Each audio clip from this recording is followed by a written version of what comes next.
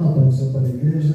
Amém. É uma alegria poder voltar aqui para estar cultuando com os irmãos e principalmente... Tempão, né? Pois é, há muito tempo que eu não venho aqui, estava até com saudade dos irmãos, mas Deus nos deu essa oportunidade de estar de novo aqui e com a grata satisfação de podermos falar alguma coisa de Jesus. Embora que o tema hoje vai ser um pouquinho mais histórico do que turístico, mas eu tenho certeza que haverá aplicação para as nossas vidas. Abra, por favor, sua Bíblia, na segunda carta de Pedro, no capítulo de número 2. Desculpa, a primeira carta de Pedro, capítulo de número 2.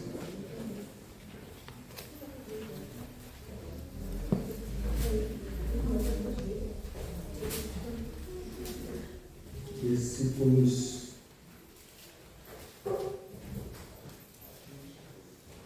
5 e logo em seguida o versículo 9. Bom, vamos pegar só esses dois versículos, depois eu vou fazer os irmãos entenderem o motivo. Versículo 5 da primeira carta de Pedro, capítulo número 2, diz assim: Vós também, como pedras vivas, sois edificados casa espiritual no sacerdócio santo, para oferecer sacrifícios espirituais agradáveis a Deus por Jesus Cristo. E o versículo 9 diz: Mas vós sois gerações eleita, o sacerdócio real, a nação santa, o povo adquirido para anunciar as virtudes daquele que nos chamou das trevas para a sua maravilhosa luz. Por favor, tome o seu assento, glorificando e adorando ao Senhor nosso Deus. Como eu disse, fico muito feliz de estar de novo com os irmãos, de poder falar da palavra de Deus, da verdade de Deus. Agradeço imensamente pelo convite. Quero também dizer da minha alegria em saber do movimento que os irmãos estão fazendo, porque é muito difícil a gente ver, primeiro, na igreja, querer aprender da palavra. Hoje em dia, como já falei aqui, a escola dominical tem sido um movimento que tem sumido das igrejas. Culto de instrução de doutrina tem sumido das igrejas, e não falo só Assembleia de Deus, falo no corpo geral, mas infelizmente algumas Assembleias de Deus também. Essas Assembleias de Deus mais novas, mais liberais, né? Mais sem compromisso. Mas, graças a Deus, tem uma igreja aqui que quer aprender alguma coisa de Deus e aplicar em sua vida. Agradeço também o Júnior e a Lia que foram ali divulgando, me buscar. Está chovendo, né? Eles fizeram um agrado, um carinho. Se um copo d'água você não fica sem alargando, né? Que Deus abençoe esse casal. Queridos, estamos no mês da Reforma Protestante, ou que comemoramos a Reforma Protestante, porque na verdade isso foi um processo muito longo. Eu vou tentar aqui resumir 1.500 anos de história em uma hora, tá? Para a gente fazer com a ajuda de Deus. Por isso esse texto, com certeza, eu vou falar algumas coisas que não estão no texto, ok? Porque o texto é apenas uma referência para nós, que você não deve ter tido contato com ele, já que ele foi distribuído agora, você pode deixar para ler com atenção em casa. Isso também foi um cuidado que eu procurei ter. Por quê?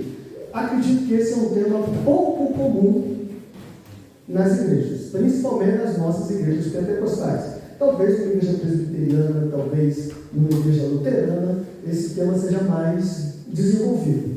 Mas para nós, talvez cause até um certo incômodo, porque tem algumas coisas que a gente aprende na escola que, por ser um aprendizado muito superficial, não são exatamente aquilo que aconteceu na história.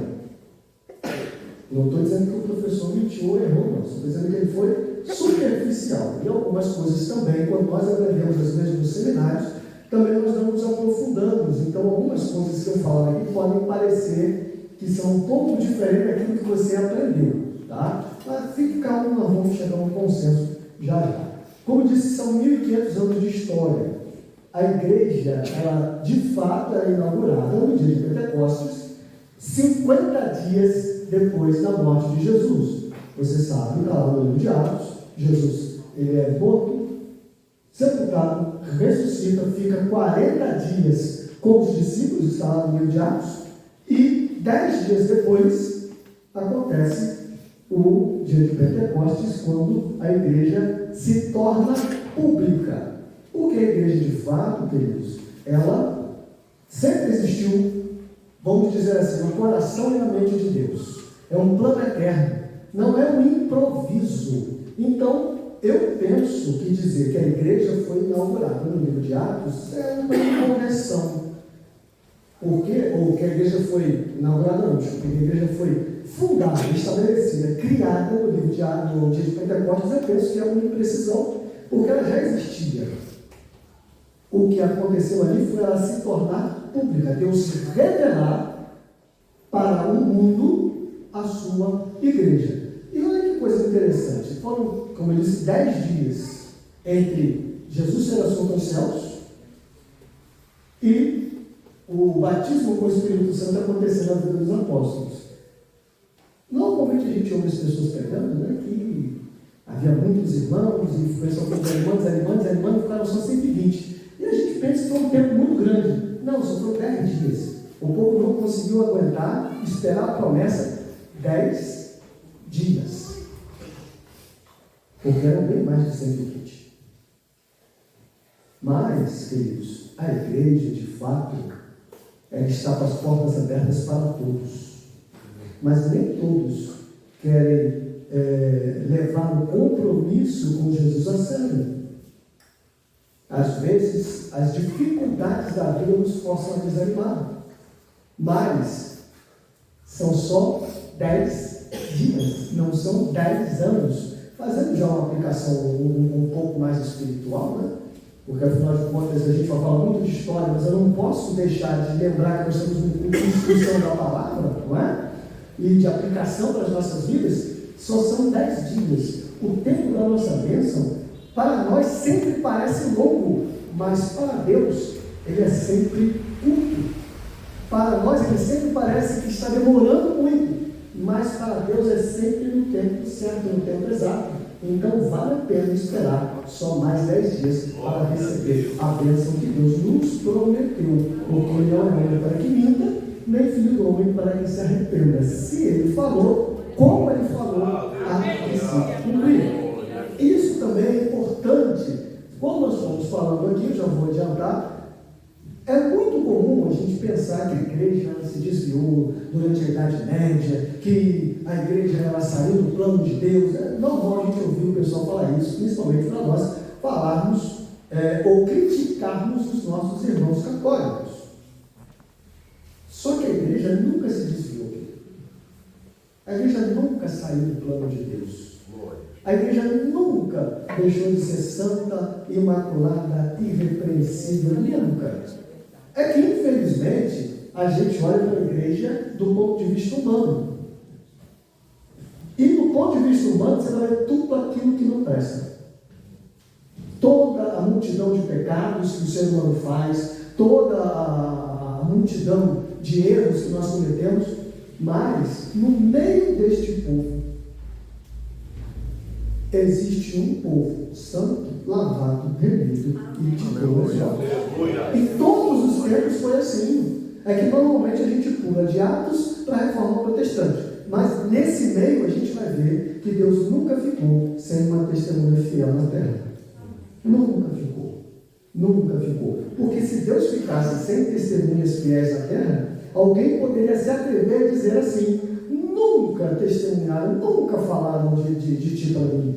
Se tivesse falado, eu teria me convertido. Não é desculpa, porque Romanos é muito claro ao dizer que nós somos inexcusáveis. O pastor Bezerra falou no domingo da ceia, porque toda a criação mostra que Deus existe. Então o homem por si só já não pode se apresentar a Deus e dizer assim: eu não sabia que o Senhor existia. Ponto. Só que ao longo da história da igreja, volto a dizer, Deus nunca ficou sem os seus arautos, para que ninguém pudesse dizer: eu nunca ouvi falar no nome desse Jesus. Sempre houve no meio da história, principalmente na Europa, alguém falando sobre isso. Ainda falando sobre reforma, vamos lá, quando eu falo de reforma, pelo menos na minha cabeça, a imagem que vem é de uma casa velha, eu até pus isso aí no texto, uma casa velha, caindo aos pedaços, que não teve manutenção, que está lá cheia de mofo, cheia de goteira, e que precisa de uma reforma. Ou seja, pegar alguma coisa que está deformada, que saiu da forma original, e tentar trazê-la de volta para a forma do projeto. Quando nós falamos de reforma protestante, é exatamente isso. Um esforço em trazer, não um esforço de Deus. Deus não precisa se esforçar para isso, né? Ele só determina. Mas um esforço nosso em trazer a igreja de volta para a verdade do Evangelho.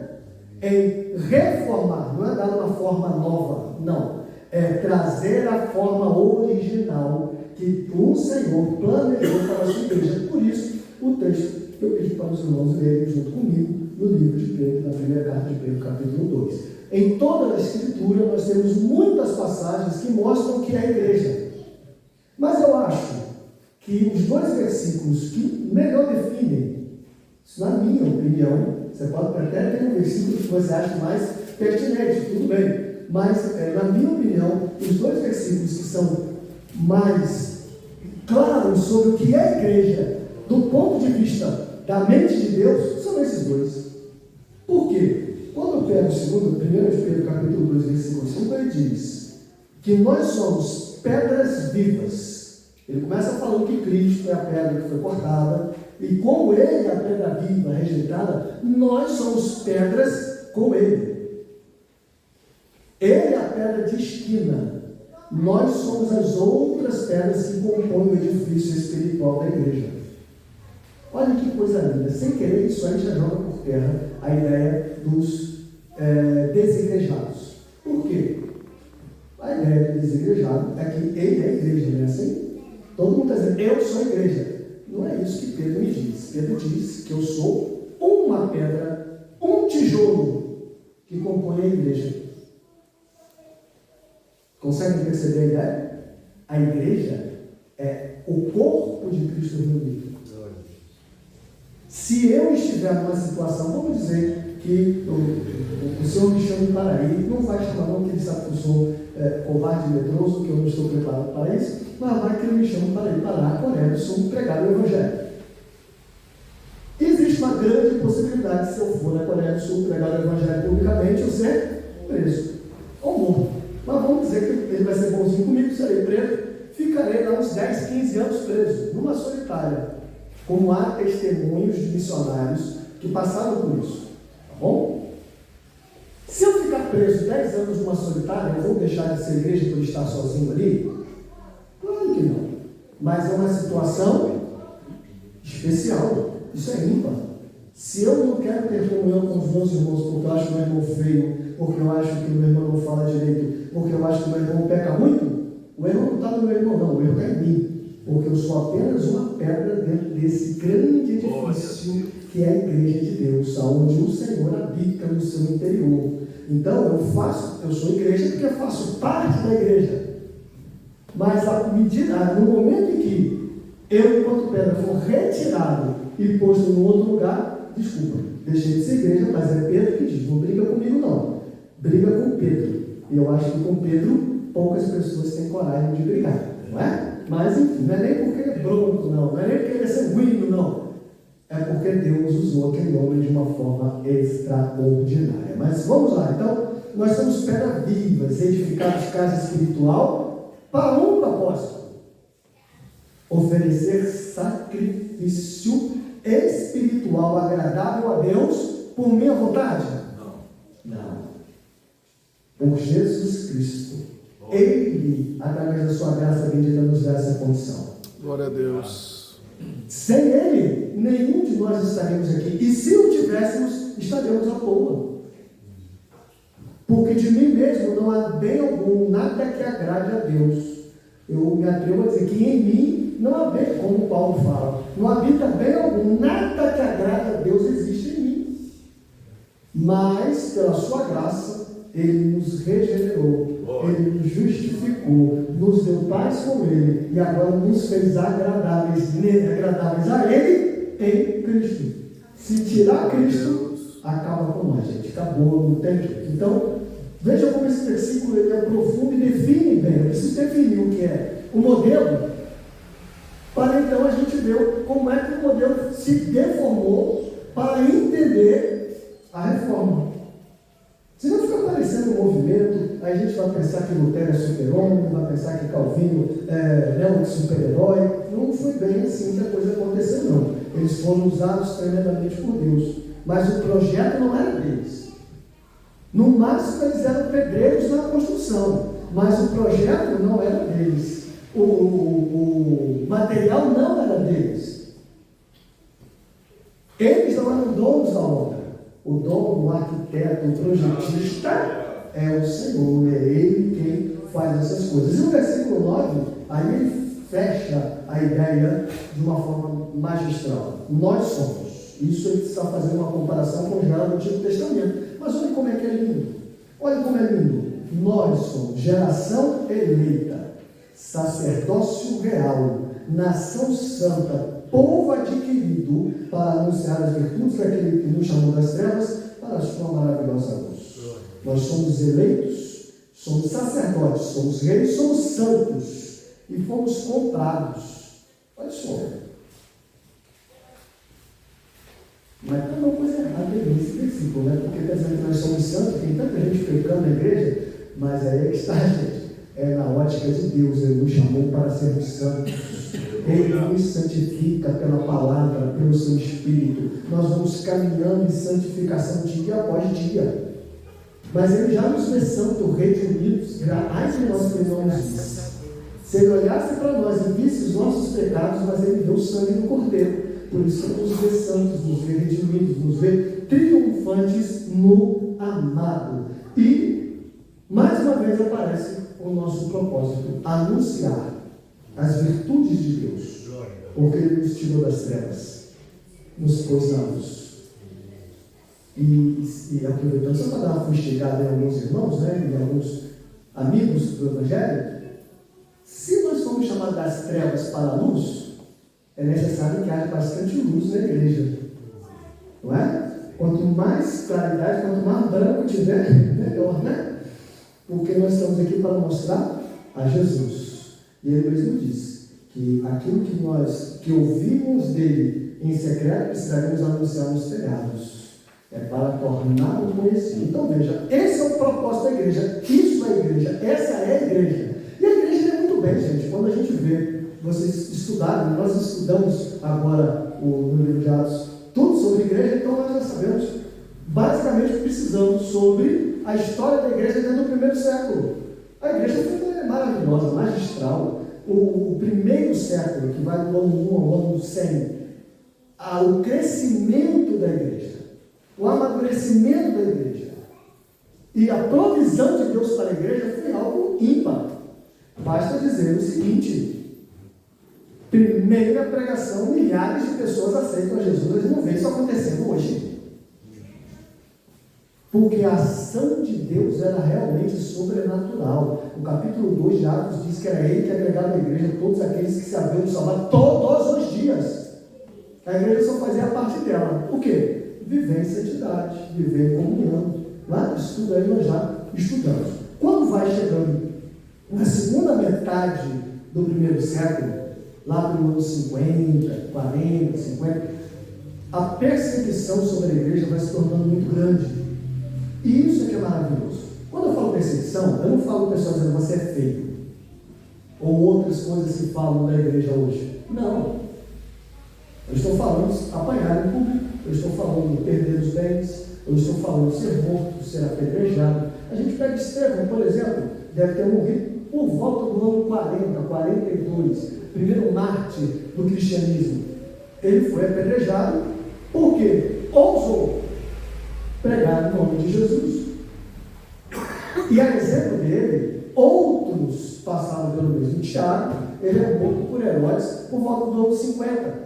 A gente vai ver Pedro e Paulo são mortos por Nero entre 62, entre 67 e 68. E por aí vai. O último dos discípulos que morre é João. E é muito curioso, porque a gente diz que João ele foi exilado para Patmos, né? Mas existe uma história aí por trás. Existe uma história por trás. Primeiro que quem exila João é um imperador romano chamado Domiciano. Domiciano é gente boa, gente muito boa, né? Ele o que fazia? Primeiro que ele deu um edito proibindo que se fizesse sacrifício a qualquer um, que Deus tinha que fazer sacrifício aos deuses romanos. E isso aí não é nem de assustar. Por que eu digo que não é de assustar? Roma, ela tinha uma preocupação muito grande com os crentes. Mas por que Roma tinha uma preocupação muito grande com os crentes? Porque Roma perseguiu os cristãos. Será que foi só? Claro que foi obra do diabo, mas será que foi só obra do diabo? Será que é só isso? Não, existe um motivo. Que motivo? Primeiro, Roma queria que houvesse paz em todo o Império. Quando a gente vê capítulo 18 de Atos, nós vemos que o imperador Cláudio expulsa os judeus de Roma. Na verdade, não são os judeus que eles expulsam todos os judeus e todos os cristãos, porque naquela época não havia distinção entre judeus e cristãos. Só um pouquinho depois, quando Pedro vai à casa de Cornélio, é que abre-se a porta da pregação do Evangelho para os gentios, e aí os gentios começam a fluir para a igreja. Mas no primeiro momento, a igreja era somente composta por judeus. Havia judeus que criam em Jesus e judeus que não criam em Jesus. Então começou um atrito. E esse atrito levou a Cláudio, o imperador Cláudio, expulsar todos os judeus de Roma. Daí para frente, a coisa foi só piorando. Por quê? Os cristãos, eles não cultuavam o imperador, você sabe disso. Não chamavam o imperador de Senhor. Os cristãos diziam que todos os homens são iguais, seja ele servo, seja livre, seja romano ou seja bárbaro, todos são iguais. Isso é uma ideia revolucionária para a época. Nada a ver com o que o pessoal está dizendo aí, que Jesus era de esquerda, não tem esse negócio não, tá? Mas eram ideias revolucionárias no sentido, porque quando a gente fala isso tem que tomar cuidado, né? Porque o povo está levando para um lado aí que não é o que a Bíblia diz. Eram revolucionários porque o Estado romano tinha preocupação de que a igreja acabasse se tornando uma força que acabasse derrubando o Estado. Então ela fazia de tudo para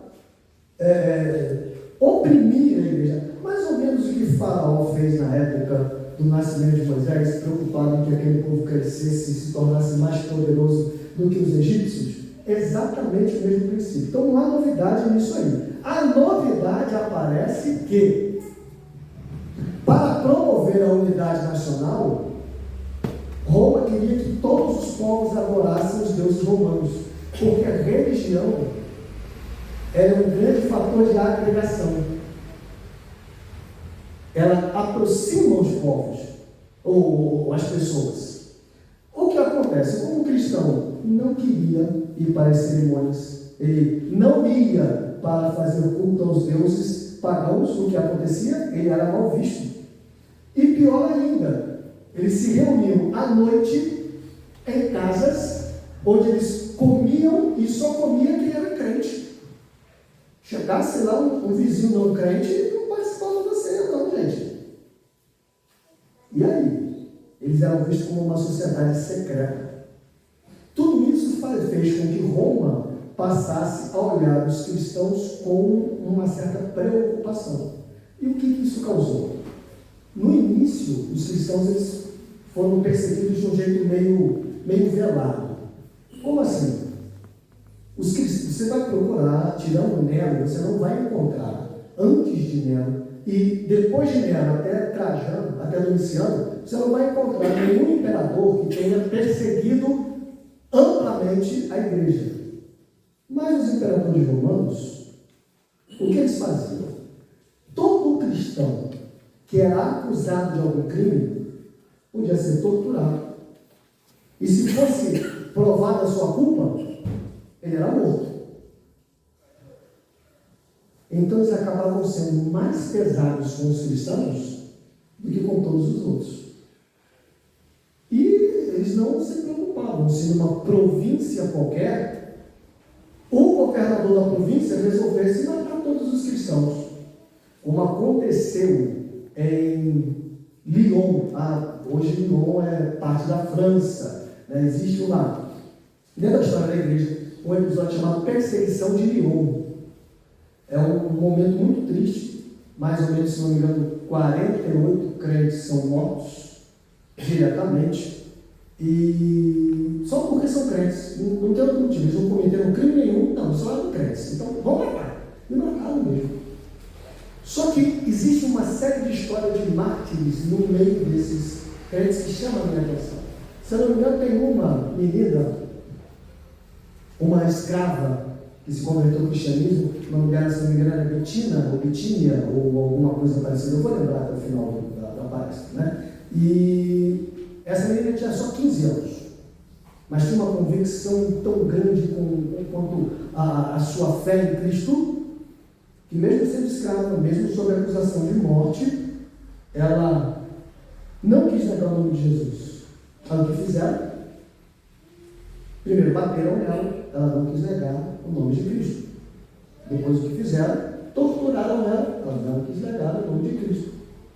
Por fim, o que fizeram? Pegaram ela, penduraram numa estaca, retiraram todas as suas roupas em público, ela não quis negar o nome de Cristo. Colocaram feras, leões, se não me engano, ou feras semelhantes, para que atacassem e matassem ela. E aí parece até que ela tinha algum parentesco com Daniel, porque nenhuma das feras atacou.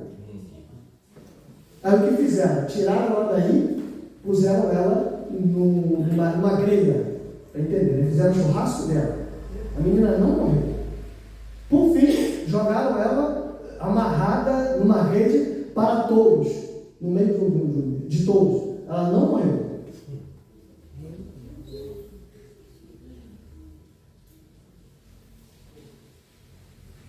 Eu lembro de um hino antigo que diz assim: não se pode matar o crente, Jesus não mente, falou assim. Quem perde a vida por mim tem sorte, porque sua morte não é o fim. Por fim, não teve jeito, acabaram matando ela mesmo, porque nem as feras, nem o fogo, nem as perseguições, nem a humilhação, nem os todos conseguiram dar fim dela. Não aconteceu só com ela, não. Se a gente vai um pouquinho antes na história, tem um homem chamado Policarpo de Esmirna. É maravilhosa a história dele, maravilhosa. Isso aí, Policarpo foi discípulo de João. Eu estava falando de João, né? Eu estava falando de Domiciano. Domiciano, eu vou falar de Policarpo. Domiciano, como eu disse, ele só deu continuidade às atrocidades, só que na época dele ele apertou mais um pouquinho. Ele disse o seguinte: se alguém não sacrificasse aos deuses de Roma, deveria ser morto. De vez, assim, de cara. Óbvio que João não fez isso. O que eles fizeram? Jogaram João num tonel de azeite, né, de óleo fervente. O velhinho não morreu, gente. O que resolveram fazer? Mandaram ele para Patmos, porque era outra opção, exilar as pessoas. Os crentes, quando eles não eram mortos, eles perdiam suas propriedades. Quando não perdiam suas propriedades, eles eram exilados de Roma, para os confins, os piores locais do império. E, no caso de João, foi para Patmos, aonde alguém pode achar que foi uma grande derrota. Mas, na verdade, Jesus estava querendo um cantinho tranquilo para conversar com ele e mostrar para ele o Apocalipse. Então, às vezes, quando alguém acha que está nos fazendo mal, que está nos afrontando, Deus está num plano mais na frente, Ele está preparando o quarto para ter, às vezes, um momento mais de intimidade conosco. Percebe? E como eu disse, Policarpo foi um dos discípulos de João. João teve outros também, João teve outros discípulos muito falado também, que foi Papias, mas deixa Papias falar, vamos falar de Policarpo. Policarpo, ele já no fim da sua vida, já bem velhinho, bem idoso, ele é preso e, claro, para que ele negue o nome de Jesus, só que ele não nega. O que faz-se com Policarpo? A outra opção, além de jogar as pedras, era queimá-lo, ou era crucificá-lo ou queimá-lo. Ele já era velhinho, então vamos queimar, não vamos crucificar não. Aí o que fizeram? Puseram uma estaca no Coliseu e foram queimar Policarpo. Só tem um problema. A história dos mártires diz que Policarpo, mesmo no meio do fogo, cantava e não pegava fogo, parecido com os meninos da fornalha. Aí a gente acha que Daniel, só aconteceu com Daniel, não, tem essa menina lá, da perseguição de Leon. A gente acha que aconteceu só com os meninos da fornalha, Sadraque, Mesaque e Abednego. Não, aconteceu com Policarpo também, porque Deus ele não muda, só que ele faz quando ele quer, como ele quer, com quem ele quer. Aleluia! Mas como eu disse, ele não muda. E aí nós temos Policarpo na fogueira. Como ele não morre, o pessoal desistiu de esperar e cravaram uma espada no seu coração. Só que, também no livro dos Mártires diz que viam o espírito de, quando isso aconteceu, né, alguém em visão, de olhos abertos, viu o espírito de Policarpo ascendendo a glória. Então, queridos, o povo tinha uma intimidade e uma experiência tão grande, tão profunda com Deus, que dá para entender por que eles morriam pelo Evangelho. Hoje, se pisar no meu pé, se eu tropeçar, eu já estou pensando em sair da igreja. Eles eram uma coisa bem diferente do que nós vivemos hoje. E eles ainda assim não negavam o nome de Jesus. Aí eu fico pensando, tem uns camaradas que dizem esse negócio de evangelho mentira, que Jesus nunca existiu. Se Jesus nunca existiu, se os apóstolos não escreveram, se o evangelho é mentira, por que tanta gente no primeiro, segundo e terceiro século morreram por causa desse evangelho? Por que os discípulos, pensa bem, todos eles foram martirizados, todos. Tiago foi apedrejado, Tiago foi decapitado, Estevão foi apedrejado, Paulo e Pedro foi crucificado de cabeça para baixo, Paulo foi decapitado, você tem outros que foram martirizados de outras formas, nenhum deles a salvo. João teve uma morte tranquila, porque depois que João volta de Patmos, né? O óleo não foi suficiente, as pedras não foram suficientes, ele ainda vai apacentar a igreja, depois, ainda vai escrever as suas cartas. E por volta do ano 100, ele é recolhido para a glória. Então, tirando João, todos morreram mortes terríveis. Se fosse mentira, você acha sinceramente que eles teriam passado pelo que eles passaram? É porque eles conseguiram enxergar muito mais do que nós enxergamos. Eles conseguiram ver, eles conviveram com Jesus, tudo bem. Eles viram Jesus multiplicar os pães, tudo bem. Eles andaram com Jesus no mar, tudo bem. Mas não foi por causa disso. É porque eles creram de fato que Ele é o Messias, que Ele é o Filho de Deus e que tem o céu esperando por eles. Percebe? Glória a Deus. Não que eles fizessem pelo prêmio, mas eles viram o prêmio, a coroa que o justo juiz preparou para cada um deles. Mas vamos adiantar um pouquinho mais. Só que essa igreja santa, imaculada, poderosa em Deus, até o século IV, ia sendo perseguida, mas ia crescendo. E cresceu muito, muito. Como eu disse, a ponto de os romanos ficarem preocupados. Aí quando você chega no século IV, você tem lá a história de um homem chamado Constantino. E todos nós conhecemos como sendo fundador da Igreja Católica e tal. Tira isso de cabeça. Isso aí não tem até um certo fundamento, mas não vão por esse caminho não. Né? Vão pelo caminho mais historiográfico. Como assim mais historiográfico? Constantino, ele era imperador de metade do Império Romano. Porque o Império Romano estava dividido em Ocidente e Oriente. Então ele era imperador de metade do Império. E o Império estava em pé de guerra. Havia muitas revoltas, havia uma instabilidade pública muito grande, muito grande. E, para piorar, ele ainda não era o imperador. Na verdade, ele estava brigando para se tornar imperador. Aí ele vai para a sua batalha contra Maxichenko. Não é Maxichenko, é Maxichenko. Bom, eu não sou um especialista em história, mas o nome dele é mais ou menos isso. Ele era um general romano, ambos eram generais romanos, e estavam pleiteando o Império Ocidental.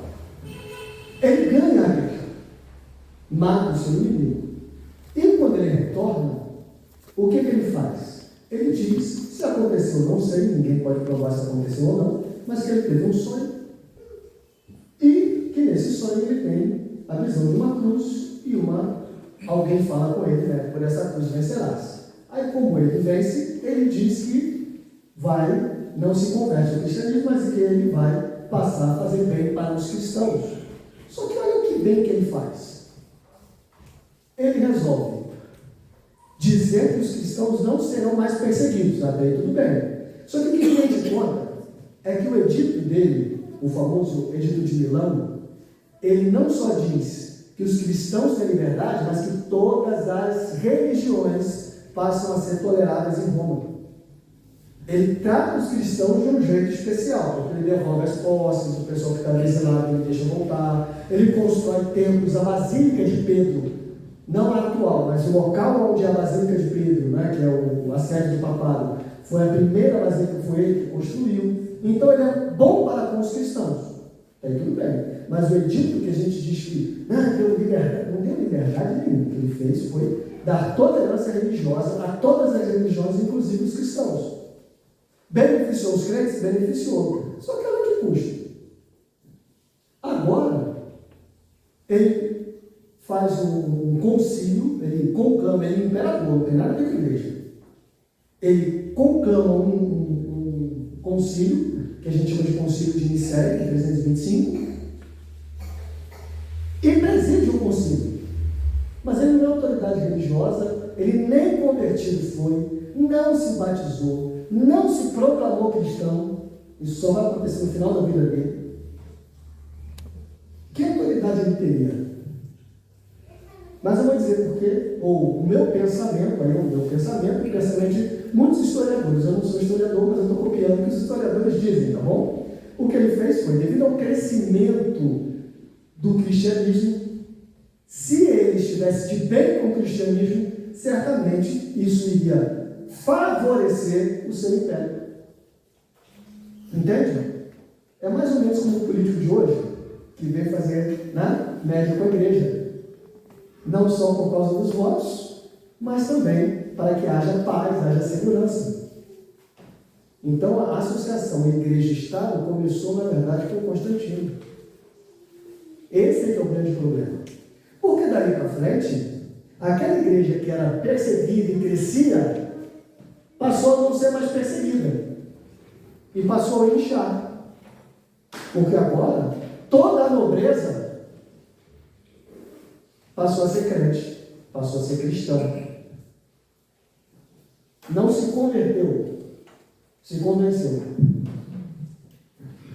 Isso não para por aí.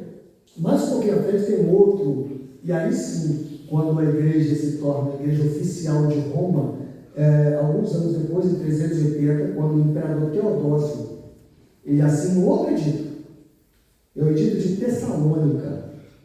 Esse sim faz com que a igreja passe a ser a religião oficial do império. E sabe o que acontece?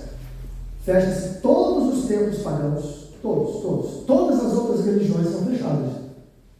Ora, se não tem mais outra religião, todo mundo se torna cristão. Aí a pergunta é, se converteram?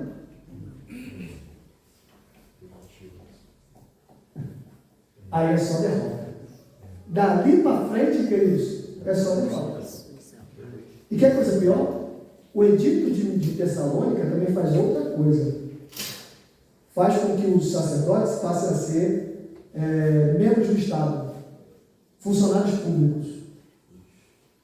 E o que isso é ruim? Agora quem manda neles é o imperador. Percebeu o problema na jogada? Alguém vai pensar assim, é uma bênção. Não é não, gente. Quando a igreja era perseguida, quem era crente é quem tinha compromisso com Jesus. Agora, quem é crente é quem tem compromisso com o imperador. Percebeu a diferença? E daí para frente, a igreja começa a acumular riqueza, a igreja começa a acumular força, a igreja começa a acumular poder político. É um poder político tão grande. Todo mundo aqui já ouviu falar sobre as cruzadas, né? Foi a igreja da Idade Média que instituiu as cruzadas. Então ela fazia a guerra.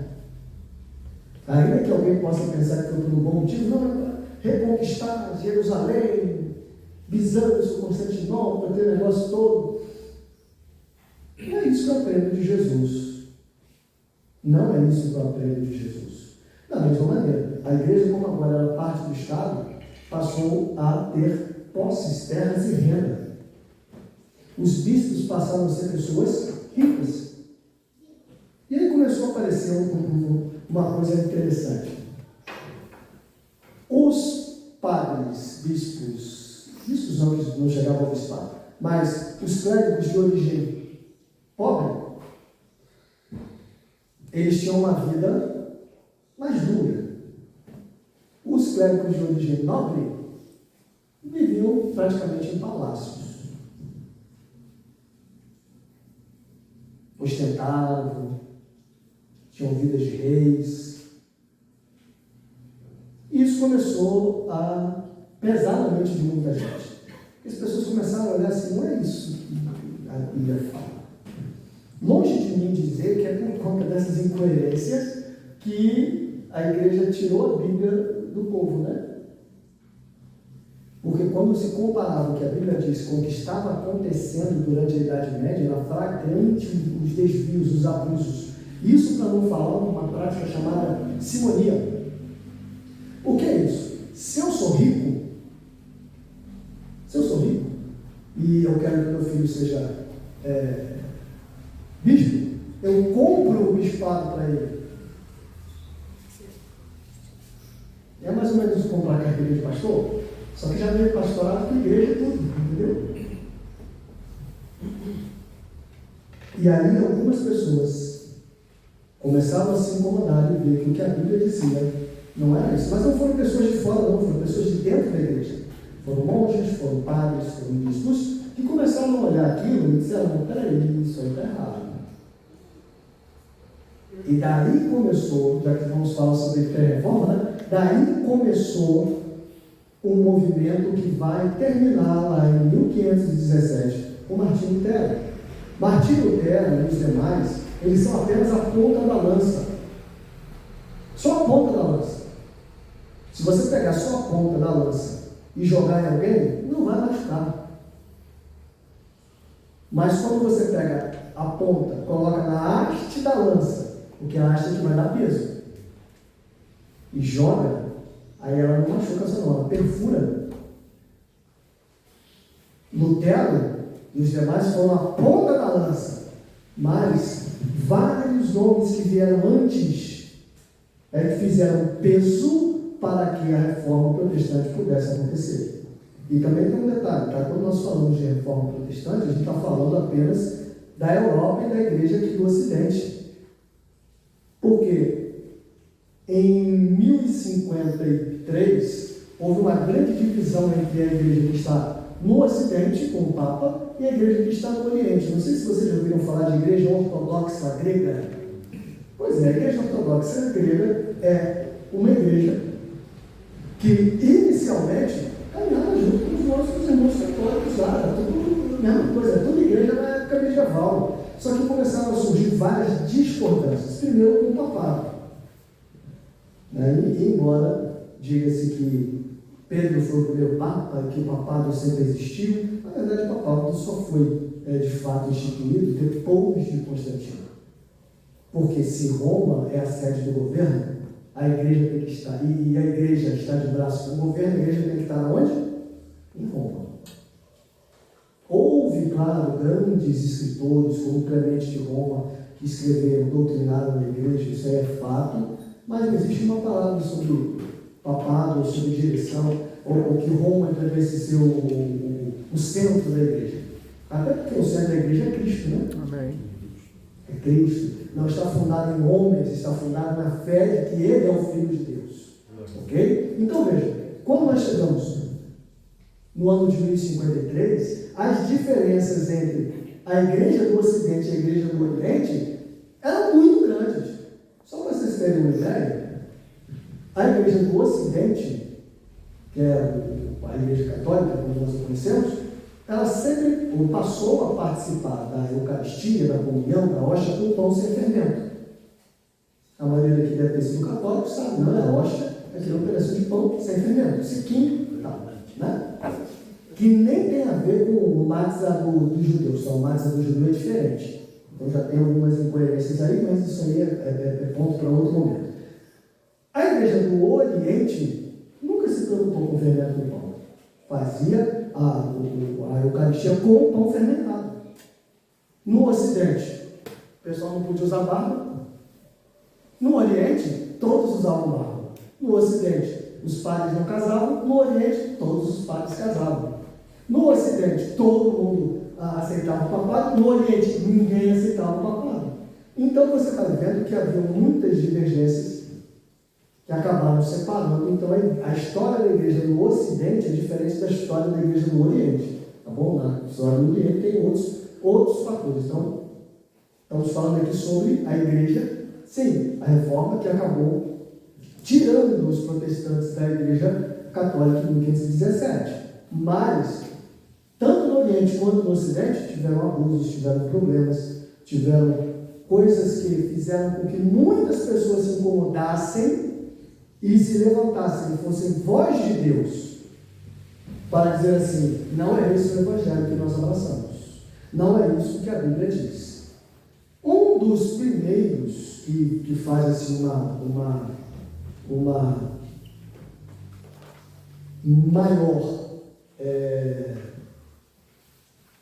maior estardalhaço, né, que causa assim maior perturbação, é um camarada chamado Pedro Valdo.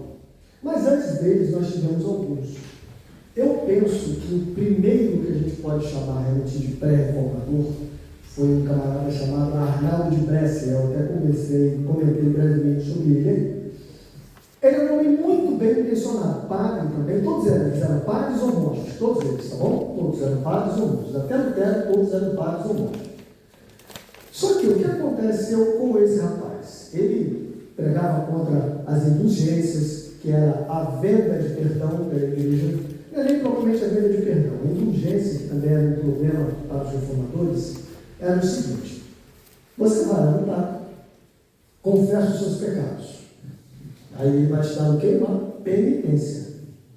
Às vezes aquela penitência era muito grande para você. O que você fazia? Pagava para diminuir. Pagava mesmo para diminuir, dava uma oferta. Só que essa prática começou a se tornar lucrativa. E o que eles fizeram? Para construir uma igreja de São Pedro, por exemplo, o Papa Urbano começou a vender diminuição de tempo de purgatório. Indulgência é isso. É diminuição do tempo em que a alma sofre no pós-vida. É diminuição de tempo em purgatório. Agora, como é que um homem pode vender um negócio desse? Né? Por aí vai, vocês verem os abusos, e tudo isso vai se somando ao que eu já falei, da simonia, da vida de ostentação dos bispos e de outras coisas que aconteciam dentro da igreja, tá bom? Outras coisas de outras montas, que fizeram com que esses homens, como esse camarada, Arnaldo de Brescia, dissessem assim: não, isso aí está errado. Ele pregou contra muitas dessas coisas. Só que ele cometeu um erro. E aí eu quero chamar a atenção para o erro, nem para as coisas boas que ele fez. Porque ele não é tido como reformador. Por quê? Porque, infelizmente, os nobres gostaram dele. Porque ele era uma voz que chamava a atenção, as pessoas afluíam para ele. Ele falava de coisas que acabavam sendo favoráveis para a nobreza. Por exemplo, falar contra o papado. Porque o Papa, na verdade, ele era um grande rei durante a Idade Média. Era rei mesmo, não podia depor impérios, depor reis, e podia entronizar reis. Era uma coisa assim de louco. Se ele dissesse que o rei não tinha direito divino, já era. Excomungou o rei, já era. Aconteceu com Henrique IV, aconteceu com outros. Então ele era um super poderoso. Isso incomodava a nobreza. Como Arnaldo de Brescia foi um dos primeiros a dizer que o Papa não tinha poder sobre o Estado, isso fez os nobres ficarem felizes. E chamaram ele para a conversa. Ele continuou sendo clérigo, ele continuou falando contra os abusos, falando contra a simonia, falando sobre a vida de ostentação dos bispos. Só que aí ele passou a ter uma ação social muito grande. Ele começou a lutar para que a sua cidade, no caso que Roma, né, se tornasse independente do Papa. Só que nós não fomos chamados, queridos, Lembra? Nós somos chamados para anunciar as virtudes daquele que nos chamou das trevas para a sua maravilhosa. Glória a Deus. Não pode perder o foco. Ele tinha tudo para ser o primeiro pré-reformador. Por que ele não é citado como tal? Porque ele se envolveu não com a reforma, mas com a revolução. Não fomos chamados para isso, nós fomos chamados para testemunhar de Jesus. Percebe a diferença? É claro, se você quiser ter uma atuação política, eu não estou falando disso, é um direito seu, ok? Mas eu, enquanto servo de Deus, vou falar igual os que Spurgeon falava com os seus alunos. Spurgeon dizia o seguinte para os seus alunos formados, né? Ele dizia: se a rainha da Inglaterra convidar qualquer um de vocês para se tornar embaixador da Inglaterra, a Inglaterra naquela época era superpotência, ela era superpotência, é mais ou menos assim: se o Trump chamar qualquer um de vocês para se tornar o ministro-chefe dele lá, ou embaixador em qualquer cidade, em qualquer país do mundo, diga não, porque você já tem um cargo mais importante. Não se rebaixe sendo embaixador. É nessa pegada. Por isso que eles eram homens diferenciados, estão entendendo? Eles colocavam a sua vocação, o seu chamado, o Evangelho, a coroa de glória que está separada para nós acima de todas as outras coisas. Todo o resto era pequeno demais. E, infelizmente, Arnaldo de Brescia não conseguiu. Ele se envolveu e acabou sendo morto. Nessa época, a Inquisição já existia, e a Inquisição, vocês sabem, né? Depois de matar, que normalmente era feito ou por asfixia ou na fogueira, o que eles faziam? Pegavam as cinzas da pessoa e jogavam nos rios, para que não houvesse corpo, e assim as pessoas não pudessem venerar o morto. Complicado, né? Muito complicado. Mas então, assim como ele, outras pessoas se levantaram para ser uma voz e tentar falar dos abusos. Só que muitos acabaram entrando pelo lado ou do moralismo ou do lado da política. E nós não fomos chamados nem para uma coisa nem para outra. O primeiro nome que nós podemos dizer que realmente foi um pré-reformador, como disse um camarada chamado Pedro Valdo, que nem padre era. Ele era um comerciante. Só que ele ouviu um pregador, na verdade, se não me engano, um cantor, era um cantor, cantando um hino. Achou aquela mensagem muito interessante. Chamou o camarada para casa para conversar com ele. O camarada pregou para ele. Ele se converteu. E a conversão foi tão genuína que no outro dia ele procurou um seminário para ouvir mais desse Jesus, ouvir mais dessa palavra. Aí quando chega lá, o que falam para ele? Se apresenta o texto de Mateus, onde Jesus diz assim: vai, vende tudo que tem, juntarás assim um tesouro no céu, vem e segue. O que ele fez? Chegou em casa e falou para a mulher: olha só, agora eu sou crente. É sério, foi isso mesmo. Agora eu sou crente, me converti. Esse negócio todo aí, eu vi que não me prendia, isso tudo me afastava de Deus. Eu vou abrir mão de tudo isso. Se você quiser, você fica com os bens, você fica com as propriedades. Eu estou indo embora. E foi isso mesmo que ele fez. E começou a pregar o Evangelho. E se tornou um dos pregadores mais influentes da sua época. Tão influente, que ele era da mesma época de Francisco de Assis. Francisco de Assis conseguiu que o Papa desse a ele a autorização para fazer um monastério, que dá origem à ordem franciscana, né? Vocês devem saber disso. Pedro Valdo foi pedir a mesma coisa ao Papa, ele só queria uma autorização da igreja para poder se reunir no monastério com aqueles que achavam que a palavra dele era favorável. O Papa disse que não. Por quê? Porque as ideias dele eram preocupantes. Porque ele achava que a Bíblia, a palavra, o Evangelho é que deve estar acima de tudo, não a igreja. Ele achava que a igreja não deve ter poder sobre o Estado. Ele questionava a vida de luxo que os párocos tinham, entre muitas outras coisas. Ele questionava a possibilidade do homem, do padre perdoar os pecados. Quer dizer, eram ideias muito perigosas para a época. O que acontece? Esse homem, volto a dizer, se torna um dos pregadores. Ele é chamado da estrela da alva no movimento protestante, no movimento reformador.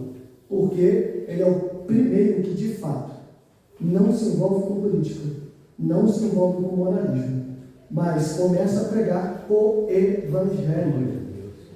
É o que nós chamamos de sola escritura, que foi uma das falas dos reformadores. Então, ele acaba preocupando o homem, por isso o homem acaba excomungando ele. Que pecado que ele fez? Pregar a palavra.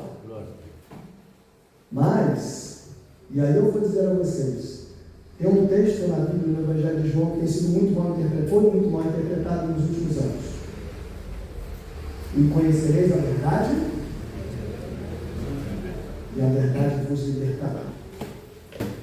Não é a verdade filosófica, não é a verdade histórica, não é a verdade sociológica, nem a verdade científica. É a verdade de Deus. Ela é quem liberta o homem. E quando ela liberta de verdade. Veja bem, tem se levado para alguns outros interpretações que até são, não vou dizer incorretas, têm um certo sentido, mas quando a verdade, e a verdade não é um conceito, a verdade é uma pessoa, a verdade tem nome, é Jesus, eu sou o caminho, a verdade e a vida. Glória a Deus. Quando Jesus liberta, ele liberta mesmo. Glória a Deus. Infelizmente, esse que porque acabou sendo um teólogo leigo, um primeiro teólogo leigo, porque, volto a dizer, não era padre, não teve formação de seminário, mas começou a ler a Bíblia. E a verdade de Deus libertou ele. Foi o primeiro que nós podemos considerar como um grande reformador. E aí depois nós vamos ver outros dois nomes, na verdade muitos, tá? São muitos os reformadores, muitos. É que a gente aprende o nome de meia dúzia só na escola, porque o tempo de estudar é pequeno, e hoje mesmo o tempo já foi embora. Vou falar rapidinho aqui de dois deles, né? Para não enfadar os irmãos. Espero que, né? Eu gosto de falar, como já disse, falo bastante. Espero que tenha sido pelo menos produtivo até aqui, né? Por isso o texto, porque ele sabia que eu não ia falar grande metade das coisas que estão escritas aí. Mas aí nós vamos ver um camarada chamado Wycliffe. Esse é bem conhecido, né? Existe até um comentário bíblico dele, certo? E aí eu vou dizer para você, ele era católico, sabia? Pois é, porque até Lutero todos eram. Só que Wycliffe, ele começou a ler a Bíblia e comparar a igreja da sua época com o que a Escritura diz. E ele chegou a uma conclusão inevitável, que a Bíblia, a igreja da Bíblia, não era a igreja da sociedade em que ele vivia. E o que ele faz? Começa o movimento de reforma. Inspirado também, óbvio, em todos aqueles que vieram antes, em Pedro Val e outros, ele começa a pregar contra os arrombos da igreja. Infelizmente, claro, ele não tem tanto sucesso quanto Lutero. Mas vamos dizer assim, ele é o segundo a colocar uma pedrinha ali no caminho, na estrada, né, em direção à reforma protestante. Por quê?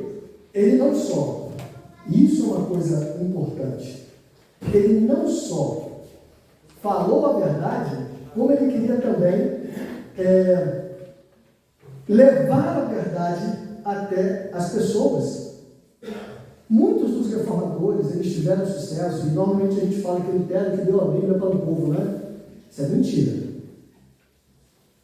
Porque vários reformadores, Wycliffe, o próprio Pedro Valdo foi talvez o primeiro a traduzir, ele não traduziu porque ele não era fluente em grego, nem em hebraico, nem em latim, mas ele encomendou uma tradução da Bíblia para o francês, para os seus contemporâneos. Ele foi o primeiro a traduzir o Novo Testamento, a encomendar a tradução do Novo Testamento. E você vai ver que todos os reformadores que tiveram sucesso, ou que conseguiram colocar mais uma pedrinha ali na estrada em direção à reforma, foram aqueles que tiveram uma intimidade profunda com a Bíblia. E quase todos se ocuparam de traduzi-la para que a palavra não ficasse só para ele, mas que a palavra alcançasse os outros. Porque é ela que liberta, é ela que transforma, é ela que alimenta, é ela que ensina, é ela que... Glória a Deus! É ela que reforma. Então, ainda que Lutero fosse o instrumento, não foi Lutero que fez, não foi Calvino que fez, não foi Wycliffe que fez, não. Quem fez foi a palavra. É verdade. Além de Wycliffe, a gente tem Jean Hus. É também um outro monge que também se ocupou de traduzir a Bíblia. Tá bom? Ele também se ocupou de traduzir a Bíblia, mas no caso dele em especial, tem uma coisa muito interessante. Ele é morto, também as suas cinzas são espalhadas, se não me engano, no Rio Grande, eu tenho até isso anotado aqui, que não dá para guardar tudo de cabeça, né? Vocês me perdoem, normalmente quando o assunto é mais bíblico, aí a gente guarda mais coisas, mas aí é mais complicado. Até porque são muitas datas, é claro que datas a gente até tenta, mas às vezes a gente erra um pouquinho, né? Tem um pouco de paciência comigo. Ele também é um outro a fazer deixa eu voltar um pouquinho do Wycliffe, que eu esqueci uma coisa. O Wycliffe, ele morre de causa natural, mas a palavra, a pregação dele é tão poderosa e tão preocupante que ele é excomungado depois de morto, o corpo dele é exumado, queimado, e jogado para as cinzas também do rio, quer dizer, depois do rio, para ter certeza que não ia causar mais confusão, né? Para vocês verem como é que o povo levava a sério. John Hus, ele também é morto, ele é queimado, só que, lembra que eu falei, eu vou ser muito insistente com isso, esses homens, eles tinham um relacionamento através da palavra com Deus, que é diferenciado. Está ao alcance de todos nós. Está ao alcance de todos nós, tá bom? Talvez pela falta de perseguição a gente não procure, né? Porque a gente procura o médico quando está doente. Não é assim? Adolescente procura as panelas em casa, né? Porque está com fome. Né? Senão fica no videogame, fica no futebol, é assim que funciona, né? Quando você tem a necessidade é que você vai atrás. Então, talvez pela falta de perseguição real, tá? Que atente diretamente contra a nossa vida, a gente não procura ter esse nível de intimidade. Mas o nível de intimidade desse povo era tão grande que quando John Hus ele foi, eu até escrevi isso aí, porque não tinha como eu escrever, quando ele foi levado para a fogueira, você acha que ele foi murmurando? Você morto, chorando assim, Jesus me salva, tem misericórdia. Ele foi cantando. Mas quando acenderam o fogo, ele ficou meio... Não, continuou cantando. E quando o corpo dele começou a queimar, ele começou a gritar de dor, cantou até o último suspiro. É uma certeza da glória que ele está preparado. Que causa inveja nos crentes. Devia causar inveja. Eu queria ter essa certeza. Não é que eu não tenho, não, me entenda bem. Mas é uma certeza que move o indivíduo e faz com que ele faça coisas grandes em nome de Deus. Entende? É uma certeza tamanha. É essa a fé que move montanha. É essa a fé que opera os milagres. Percebe? E John Hus também, e aí eu termino por aqui, né? John Hus, Só uma colocação. Se você for lembrar de Nero, quando ele queimava os cristãos, jogava os leões, o povo lá clamando, soldados se convertendo. Quando o leão vinha, em vez de fugir do leão, eles corriam para o leão. Diferença? Vai entender isso hoje. Hoje está todo mundo. E aí, deixa eu fazer um comentário meu. Isso é meu. Responsabilidade minha. Se a igreja largasse a mão do Estado, não estou falando da gente, não estou falando da nossa igreja, estou falando da igreja como um todo no mundo. Se largasse a mão do Estado e segurasse mais firme na mão de Jesus, como esses homens fizeram, eu acho que o negócio estava melhor. Eu acho que a gente estava num outro nível de espiritualidade, viu? Eu tenho assim, olhando a vida desses homens. E por fim, esse camarada, John Hus, ele morre em 1417. Junho de 1417.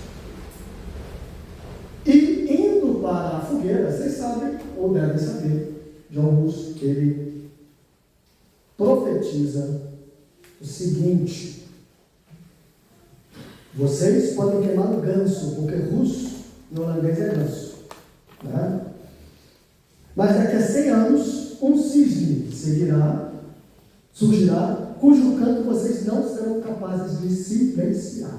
Na verdade, não silenciaram o russo porque os seus escritos continuaram ecoando na mente das pessoas. Mas 100 anos depois, em 1517, quem é que aparece no cenário? Lutero. O que todos esses homens tinham em comum, e termino aqui, além dessa intimidade ímpar e diferenciada com Deus, o que eles tinham? Um amor muito grande pela palavra. Um amor tão grande que, volta a dizer, eles não queriam guardar só para si. Queriam que a palavra alcançasse a todos. Depois disso, uma certeza absurda de quem o chamou e do para que o chamou. A reforma protestante é o resultado do ministério de muitos homens, mulheres também, certamente, mas registrado no livro de história, nós temos muitos homens que não olharam para si, olharam para a necessidade da igreja. E eles se levantaram e disseram, não trazendo glória para si, mas dando glória para Deus. Palavra como Isaías fez. Eis-me aqui, envia-me a mim. E Deus realmente aceitou a prova. Que Deus em Cristo abençoe a vida de todos vocês. Eu agradeço imensamente mais uma vez a oportunidade. Eu espero em Deus que tenha sido proveitoso para vocês. Esse resumo é apenas um resumo, né, que está aí na mão de vocês, para vocês terem um norte. Incentivo a todos que continuem lendo, que peguem esses nomes, essas datas, esses eventos que estão aí e eu vou pesquisar no Google. Às vezes tem uns negocinhos bons para nós, tá? É só saber procurar. Mais uma vez, muito obrigado e Deus abençoe a todos.